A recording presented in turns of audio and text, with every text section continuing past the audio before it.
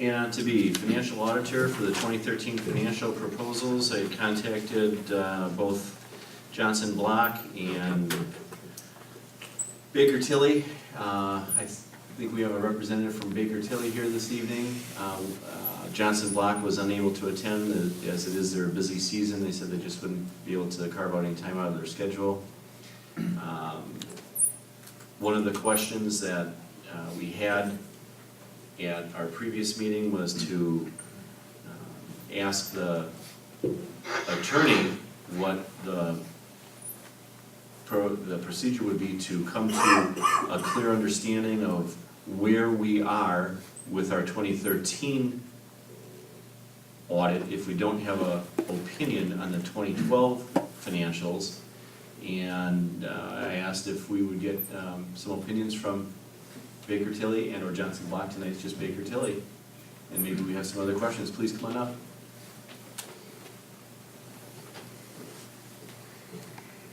Thank you. Good evening. My name is John Knepel. I'm a partner with Baker Tilly here in the Milwaukee office. As Chairman Merrick indicated, he asked me to attend this evening and answer any questions that you might have relating to your specific situation or our proposal that we submitted to the town for audit services. I guess our specific, and I'll start off, our very first question that was asked at a previous meeting was, how, if we don't have an opinion from our previous auditor with regards to the 2012 financials, they're giving us a non-opinion. There were two reasons behind that. One was segregation of duties, and they stated specifically certain town board members should not have had access to the financial accounting system. And secondly, I was not willing to sign the representation letters stating that we complied with all the state regulations and local ordinances specific to budget amendments, which we had not. And so if we don't have a clean audit to begin with, how do we move forward moving into 2013? And if all audits contain an opinion, do we have an audit from 2012?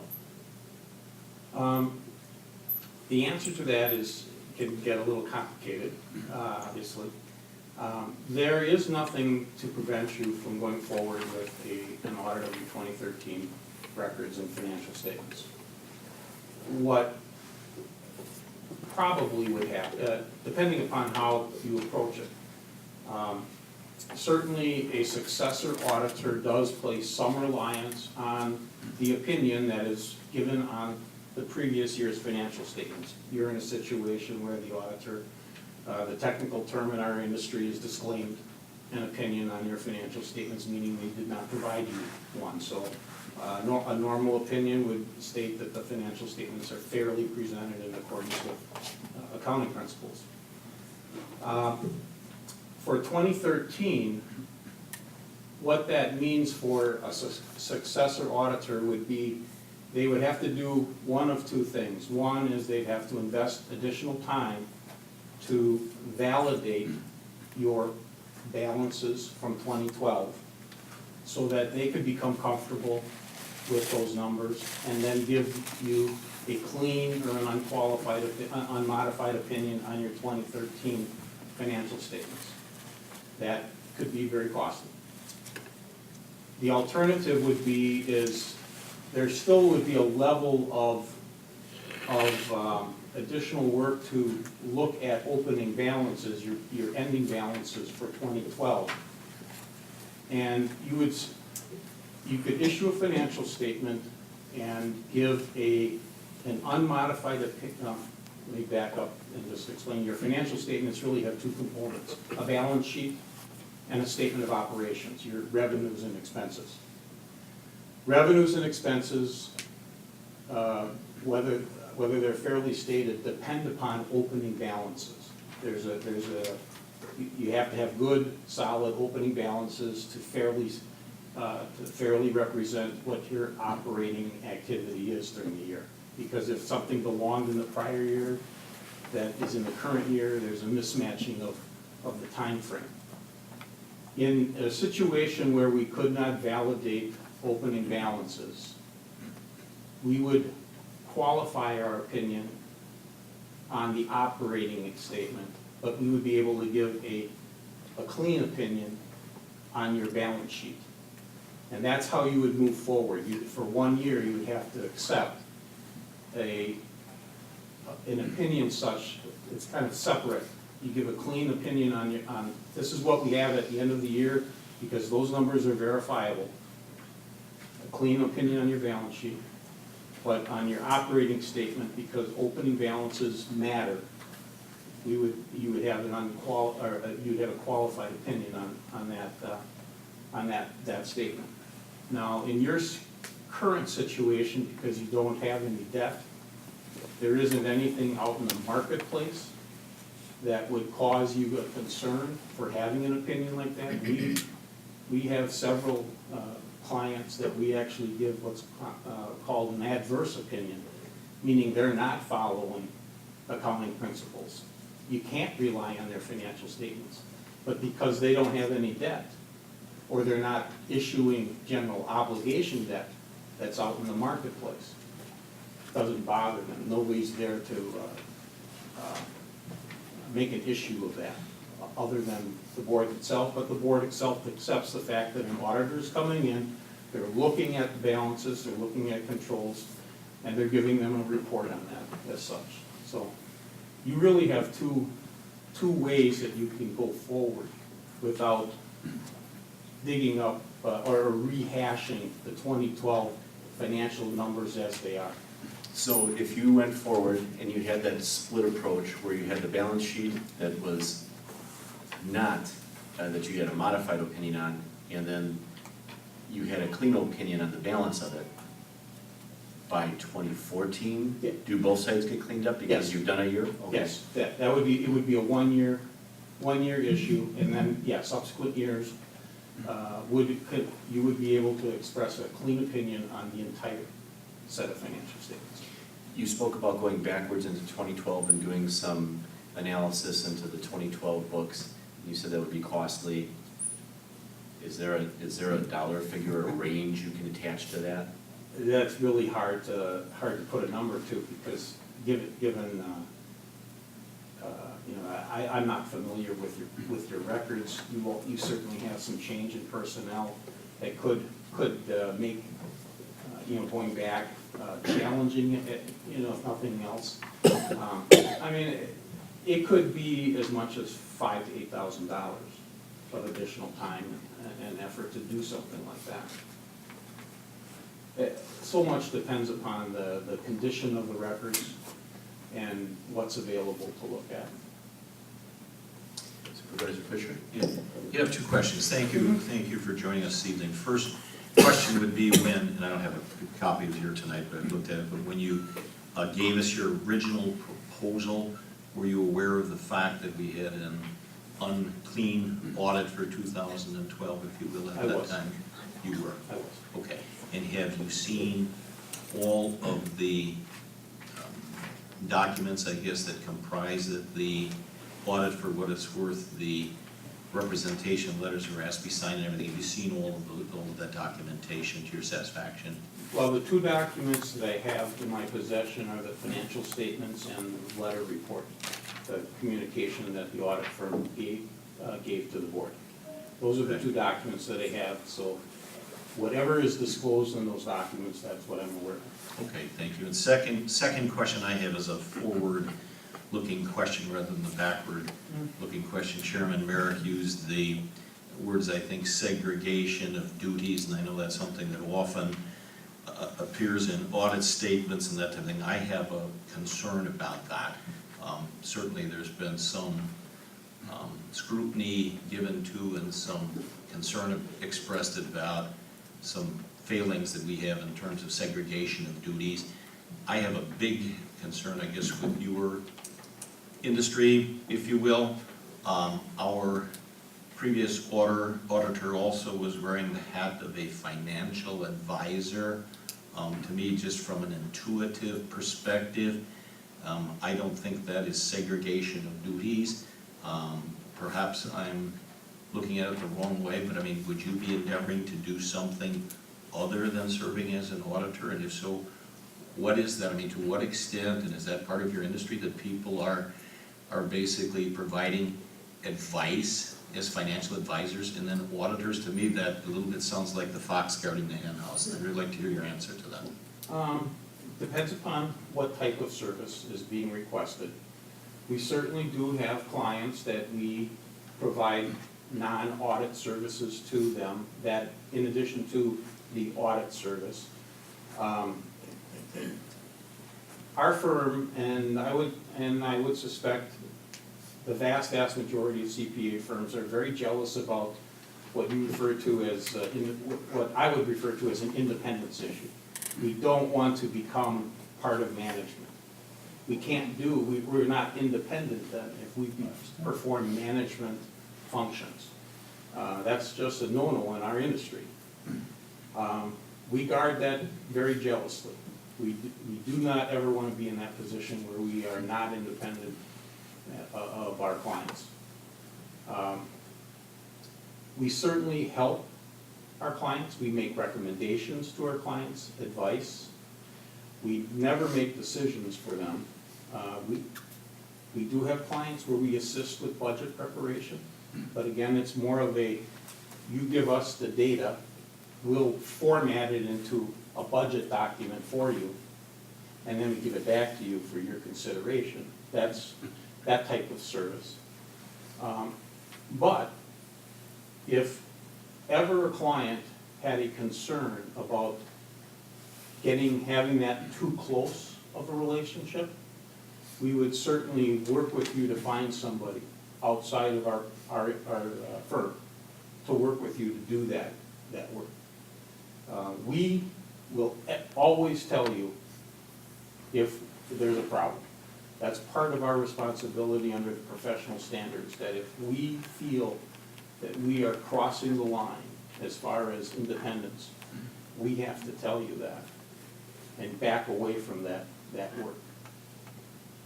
So I hope I'm answering that to you. Now, segregation of duties is more of an internal issue of processes and controls that are within your own entity, and a CPA firm cannot be part of your controls. That's an independence issue. The industry does not, on the surface, the industry doesn't have the position that simply giving advice is a segregation of duties or an independence issue. It's unless I'm giving you advice and I'm only giving you one option, then I'm really making a decision for you. If I'm giving you advice, I should be giving you multiple options to choose from. So I don't know what specific advice or services your previous auditor was providing to you. So I can't really comment on that specifically, but in general, CPAs they make every effort not to cross that line. Thank you very much. My curiosity is piqued. What would be crossing the line? Tell me an example of that type of service that would cross the line between auditor and advisor, for instance. If we came to you and said we believe that you should invest your money in such and such of an investment, we actually make that decision for you. Actually having any kind of check writing capability to any of your accounts staff would certainly cross the line. Making employment decisions. We certainly help some of our clients, I wouldn't say recruit, but we will help them evaluate resumes that they receive for a specific position. And if we came back to you and said, this is with only one person, that's crossing the line. But we could say, well, okay, these are, of these 10 resumes, these are the top 3. What about, as an example, what about, say, access to our bookkeeping systems, electronic access to our bookkeeping system? Is that a right line? If we have if the ability to actually make the entries and post them to your records, that would be across the line. So you wouldn't do that? No. We have many clients that give us read-only access, where we can look at the data. It's an efficiency I understand. part, but we can't change anything. We can't post an adjustment. We simply have the ability to look at the data so that we can make our audit more efficient. Thank you.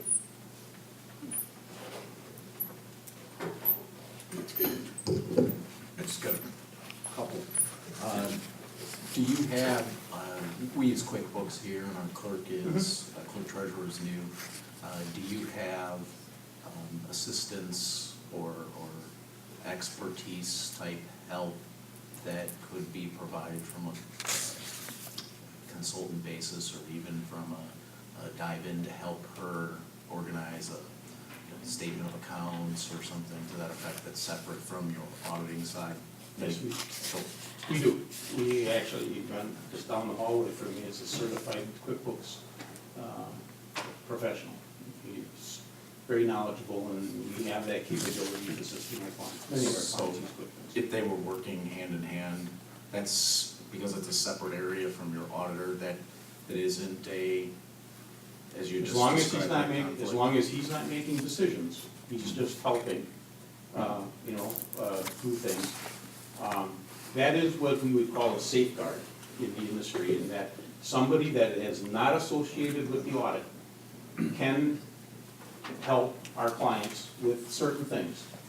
And that's just what, again, what the buzzword in our industry is that's a safeguard that we establish, that there's a separation of the audit, the people that are doing the audit, and the people that are assisting our clients. So most large firms have that kind of Yes. separation, because it's a service that's probably needed more often than not, because most clerks and municipalities don't have CPAs working. And, it's expertise, sure. Okay. Just to clarify, Mr. Vansky, sorry, the help would be, how does QuickBook works? Yes. Okay, the help would not be making entries, Correct. fair enough. But it could be making We could recommend some entries. entries to you, Or- we'd have to accept them. It could be even if the clerk and this particular person, say there's a list of journal entries that the clerk, treasurer agrees needs to be made, that third party or that separated person would be able to do that. Review without- them, without review them for creating- appropriateness. Okay. But not make. Yeah, we don't want to actually post them into your records, that's not Okay. appropriate. Good. Question from if we can turn to your proposal to us. You've listed that there's a number of hourly rates, partner, manager, in charge, and staff. Roughly, what's the majority, who does the majority of the work? Majority of the work would be assigned to an in-charge level, senior level. So the $150 an hour? Right. So if you were to spend, As a partner, I typically, on an audit of your size, unless there would be very complicated issues that I'd have to get involved with, I'd probably be spending no more than 10 hours on an audit. The in-charge and staff level accountants, auditors, they do 80%. I may have a manager involved depending upon the need, manager level, so it's my kind of go-between between me and the staff, but vast majority of the work is all done by senior or staff level okay. auditors. And approximately how many hours do you think on a first time step in that you would have? I would say for a typical, I don't think yours is typical, unfortunately. On a typical audit for an entity of your size, I would say that we are looking at about, first year, about 100 hours. If I can turn to your back page, the town of Merton, the hours of annual audit listed as 120. And as I understand it, you've done their books for over 20 years. Yeah. In the town of East Troy, you've been there approximately 15 years, and your approximate hours there are 110. Both Kim Buchanan and Susie Oman that you gave as reference state that their hours are substantially down, so how would you reconcile the comment that somebody of our size first year would take 100 hours? Okay, I mean, I may be light on that. I'm not sure why they think their hours are substantially down, but, Well, you list but them- those are the actual hours. You list in the town of Brookfield 160 hours. No, the town of Brookfield is much more complicated than, what you have one fund, and, you have two funds and the tax roll collected. Town of Brookfield has a sanitary district that gets rolled into there and everything else, so they're much more complicated. Town of East Troy is and Town of East Troy is, they don't follow governmental accounting standards. That's one of those clients that we give an adverse opinion to, because they've chosen not to follow the standards, but yet they have an audit done every year, just so that they know the CPAs come in and done it. Again, I'd probably light on the hours. Again, I don't know all of your, your processes and your records intimately. So much depends upon the condition of the records, but that would assume everything goes very well. In those other two communities, you give them a proposal under contract for a all-in, get your audit done, 2 site visits, one typically in the fall of the year and another one in the spring, winter of the year. And they've represented to me that you have a fixed sum per your contract with them for that work. We provide them with an estimate for the. They represented, I mean, they just said, yeah, our audit is $14,000, that's what our agreement is. We're in the final year of our contract, and they have this hard and fast number. And their representation to me was largely that was the agreed upon rate of your contract with them to do the audit. When I provide them an engagement letter, I say our estimated fees are X amount. That's what I bill them unless something goes wrong. And nothing's gone wrong, so that's what I bill them. Okay.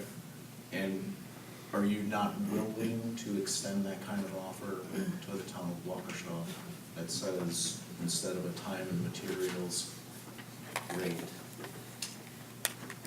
Given the situation that you have, that would not be a good business decision on my part. I want to get paid for the work I do, and I don't know what I'm gonna find when I come into audit. And so I'd rather be upfront and say, I'll do the work, I'll bill you a fair price at my hourly rates, I'll bill you for the time I work. But I don't wanna say, well, it's gonna be $10,000, and then I find out that I come in and I can't do it for $10,000, it's really $20,000, then I gotta come back to you and ask for $10,000. No guarantee that I'm gonna get that.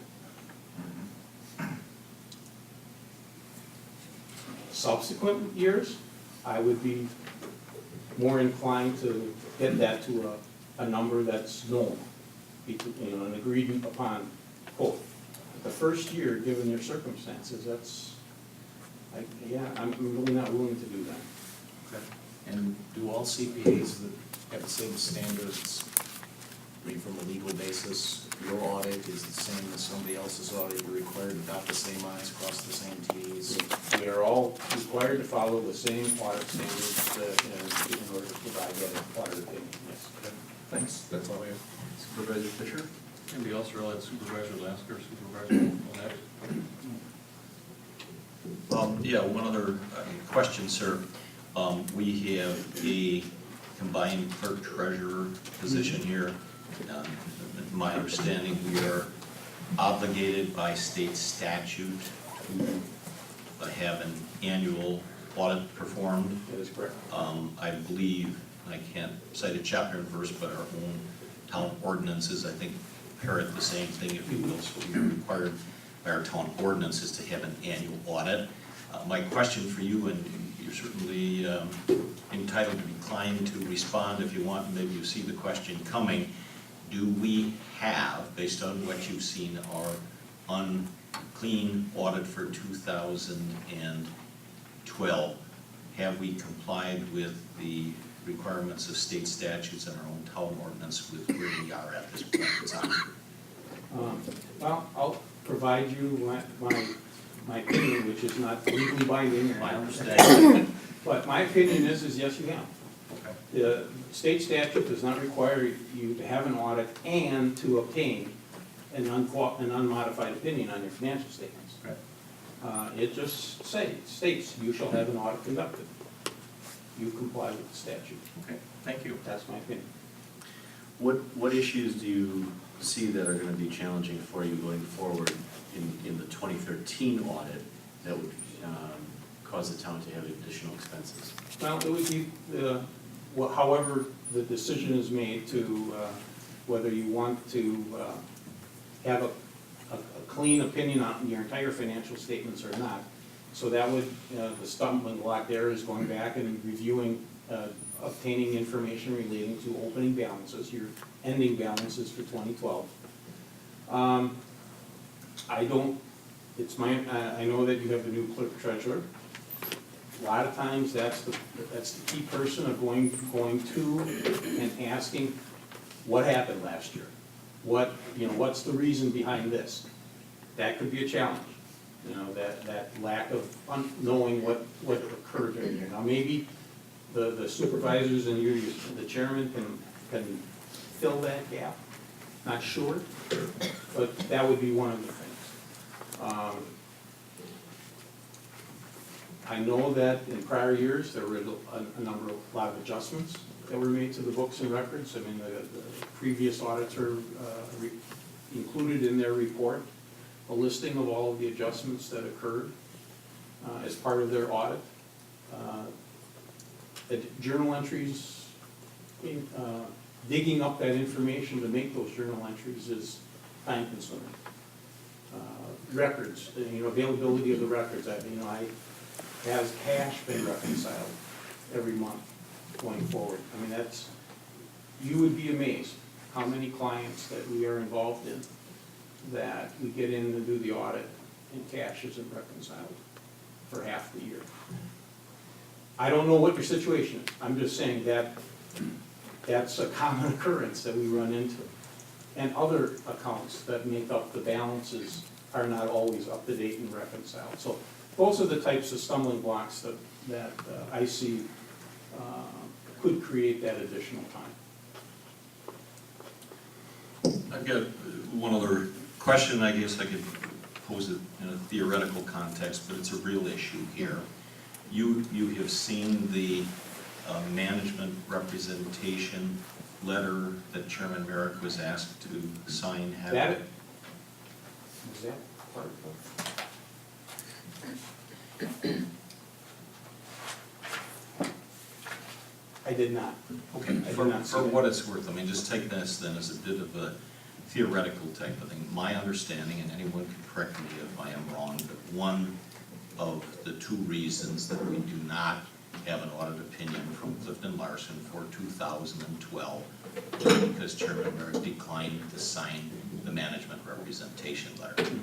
My understanding, and he can certainly speak for himself, that the primary reason for so doing was him being asked to make a written representation that the town had complied with statutes and ordinances, and we have an issue with regard to budget amendments, which is a hot issue for several of us. We spent in excess of $100,000 of a line item for legal fees without doing any kind of a budget amendment. So putting all of that in place. I, for one, and others can speak their piece, understand his reason for not signing the management letter, because I think it's not, I think it's a misrepresentation letter, and I think it would be wrong for somebody to sign it. Having had said that, were we in the same type of situation with your firm for that type of thing? Is it a requirement that somebody has to sign that letter in order to get an audit opinion?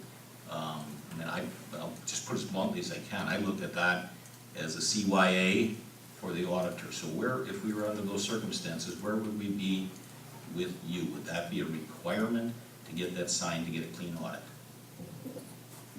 That's a loaded question, I admit. Our professional standards do require such a letter. So it's not just the CPA firm, a particular CPA firm asking for that letter. Our professional standards require that throughout the industry. I have never worked with a client yet that we haven't been able to get a letter signed. Now, I can appreciate the difficulty that you may have been in for signing that. It's, hindsight's 20/20, I don't know, and I'm an outsider looking in. It seems to me there could have been a way to have gone back and looked and with some research, figured out whether that was done or not. Again, you know, that's past history but if the same situation would occur, yes, we'd have the same conversation. Then I guess let me go another way, going forward, and forget that's there, ready to retain your company to be our auditor, and you were providing some financial advice, or somebody asked you the question. If the question was asked you, can we go through the entire fiscal year, which is the calendar year, the coincident, not do any budget amendments, wait till we're done at the end of the year and close the books, or near to close the books, and do budget amendments? Would you advise us that that was an appropriate thing to do? My advice there is, no, that's not appropriate, although I know that there are many communities that do that. That's their choice. My personal feeling, my personal opinion is that as those arise, you should deal with those during the year. If you're getting reports from management, and you see that a line item is over budget, you should ask why and determine whether a budget amendment is needed at that time. Or better yet, even before the expenditure is approved for payment. Do you have you budgeted for those funds? And if not, figure out how you're gonna pay for them and then make an appropriate budget amendment for that expenditure. Thank you very much, that's all the questions I have. Anybody else? I got one last one, because quite honestly, I appreciate your time and your dispensing of some education here. If I look at your last page, you list the 4 municipalities. We'll throw out the one that you give the adverse opinion to at 110 hours. 2 of them are listed at 120 hours and 2 are at 160 hours. So I'm gonna draw the line at 140 and kind of just look at it from a math perspective. Breaking out your 10%, 10%, 80%, as far as partner manager, in-charge staff personnel, we'd be looking around $20,000 to $21,000, just arguably. What would you say to the competitor, and I'm giving you an opportunity to respond and kind of frame my decision here a little bit. They have provided us a bulk fee for the 2013 audit of $13,500. There's, based on this math, there's a $7,010 difference between what I think I have in your proposal and what I have in their proposal, and I end up with the same product. Okay. Reconcile that for me. Well, I am not familiar with Johnson Block as far as their, the work that they do. They are not a very strong competitor in this region.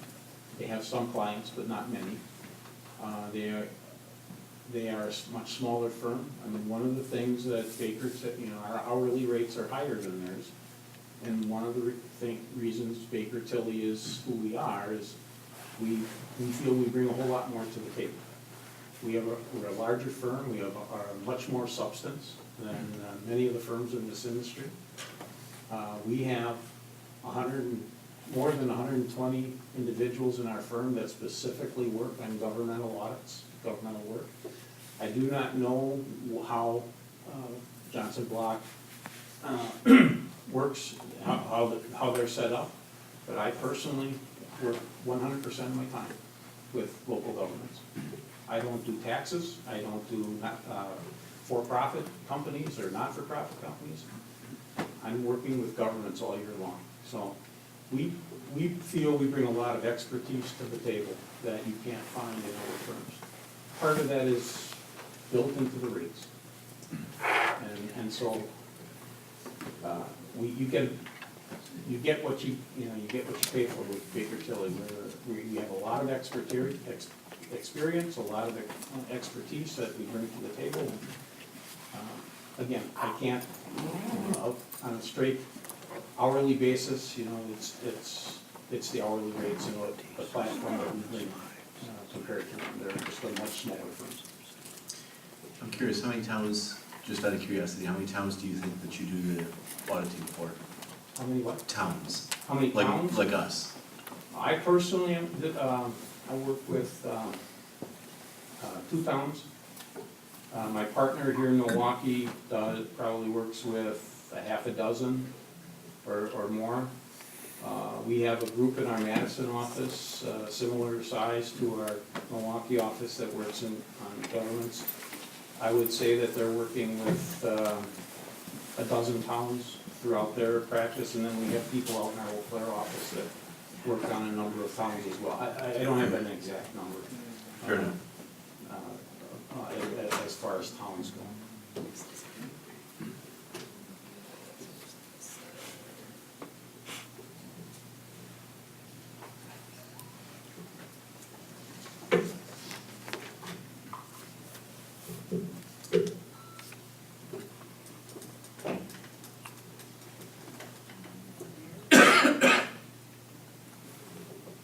Anybody else? Are you interested in price matching them? Coming closer? Only with the caveat that if I have to do anything that's non-audit, like bookkeeping, I bill you for extra for that. Their fees are separate. If our clerk needs assistance with the random phone call of bookkeeping, No, it's more than the random, it's when if your expectation is that when the auditor comes in, they're gonna do all these bookkeeping entries and include that as part of their audit fee, that's not what I'm talking about.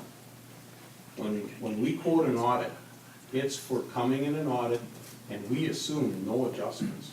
and I will read to you part of their proposal, Okay, just I to don't- put some comfort Yeah. in that any additional services or procedures required to supplement the audit or additional work as a result of specific recommendations included in any report issued on the audit would be discussed with the town and performed at our standard hourly rates as defined below. Partner 165 an hour, senior 90, staff 80. I'm not asking you to step into their rates per hour because yours, as a partner, you're double. But they're in the middle of the boondocks, so maybe that's why their rent is cheaper. But for the nuts and bolts of the audit, I think both firms are identical. Their references were, you may be bigger, but their references were outstanding, 20-year type histories with cities and towns, so I really didn't see a very distinguishable difference between the two, and the product at the end is the same. That all being said, I do have appreciation for your being here, and I do have an appreciation for the size of your firm, possibly being able to turn around and answer in a faster method than they would.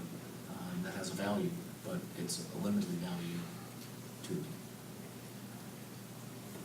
I'll tell you this, I would be happy to provide a fixed number with with the language needed to cover any additional non-audit services. I don't know if I would match them dollar for dollar. Could we do 15 grand with that paragraph? That's, I mean, you're here. without we're here. my thinking on the fly here, yes, I was kind of thinking that number, but I'm not. But I would be happy to provide that to you. You know, I mean, I would be willing to do that, yes. If you'd be willing to do that, I'll make a motion to award a contract subject to that language and a $15,000 limitation for the audit, and make that approval. Attorney Macy, I might ask for your input on that because it's kind of conceptual and a little bit loosey-goosey, but maybe you can shed some light on that. Thank you. I would say that the motion might read, the chairman and clerk are authorized to sign a contract. I assume you want it subject to my looking at it. I looked at their contracts before. And with a not to exceed figure of $15,000. That's the way we say it, you know? And With that one caveat that we agree on, that there could be things outside of the performance of the audit that may need to have additional And, fees. yeah, and part of that would be the opening balances. And I think you'll find we have a good staff person that would help give comfort and tie this loose. I'll second the motion. I have a point of just a clarification. It's $15,000 for the audit, with the understanding that there may be extras. Now, you just stated they have to decide, and I would say they have to decide tonight, do they want the money spent on confirming the balances? Is that what you said? That's an extra?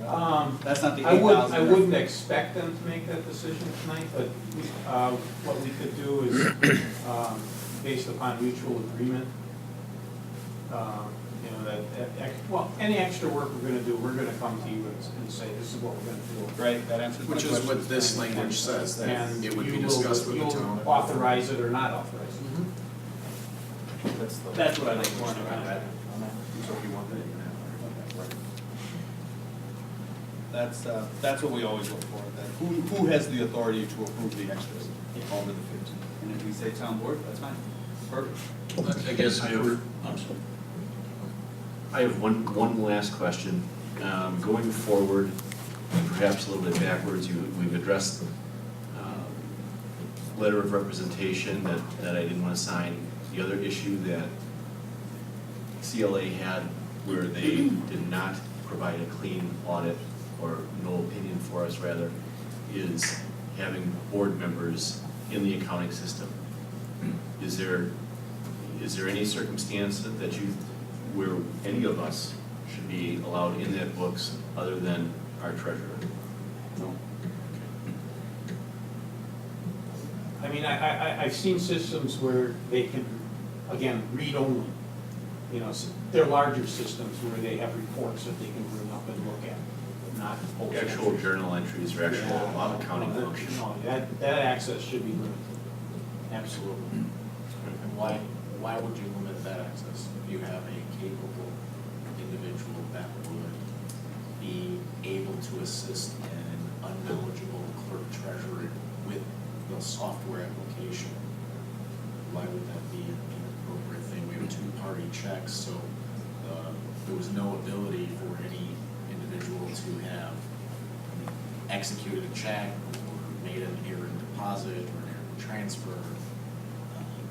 Those activities were documented as a separate login. I